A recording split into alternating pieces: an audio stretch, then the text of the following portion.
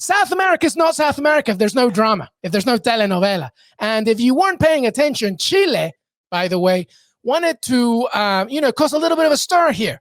As the Chilean Federation, thanks to some, lawyer help, put on an official request to FIFA to remove Ecuador from the World Cup due to the fact that Byron Castillo, one of their players, was falsified documents regarding his age and his birthright. They said that he was Colombian, not Ecuadorian.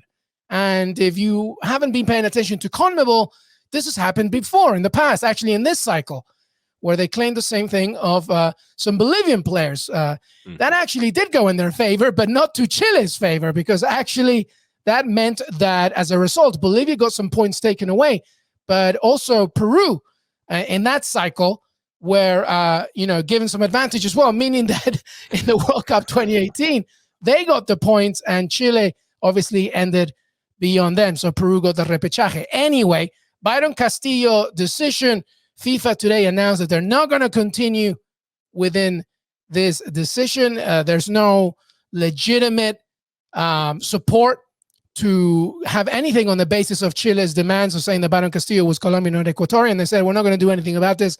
I'm sorry. So everything is as is. Ecuador stays at the World Cup and Chile doesn't. And by the way, Byron Castillo, who has just been announced as a new player for Club Leona Liga MX, his representations might, take action against the Chilean Federation, just because this has been, honestly, such an emotional turmoil for him. In a game earlier, a few weeks ago, he gave away a penalty, and in game, he crying. He asked his manager to come off.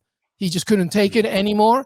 And so there's been a lot going on. And the Ecuadorian Federation, they feel that their reputation, Michael, has been tarnished as a result because of all of this, because they say that Chile really just did this to create a media circus.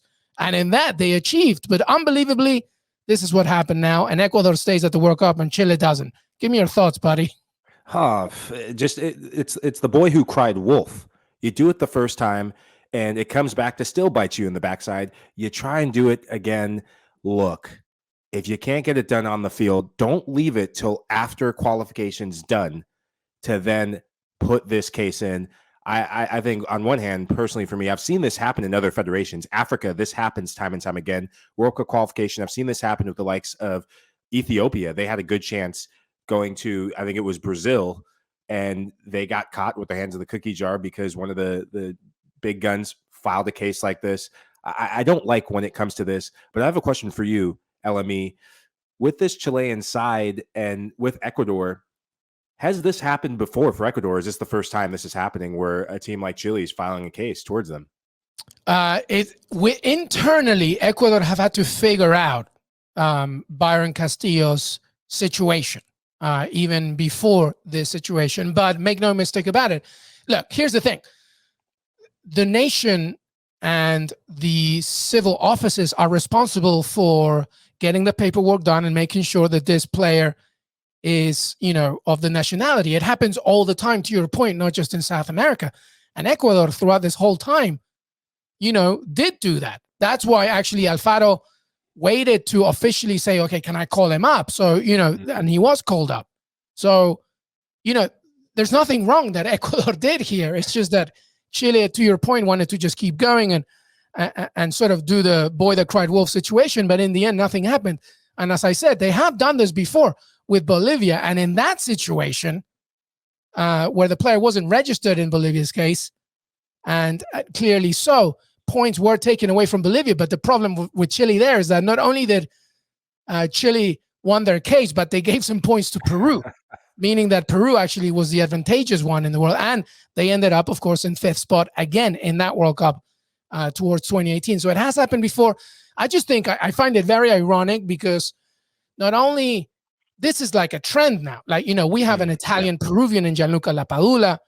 Chile themselves recruited Ben Brereton, who is born in England but has a Chilean parent. So Byron Castillo lives in Ecuador, plays in Ecuador. His whole identity is Ecuadorian. Everything, and Ecuador went through it. So, and this is why FIFA said there's no there here. So sorry.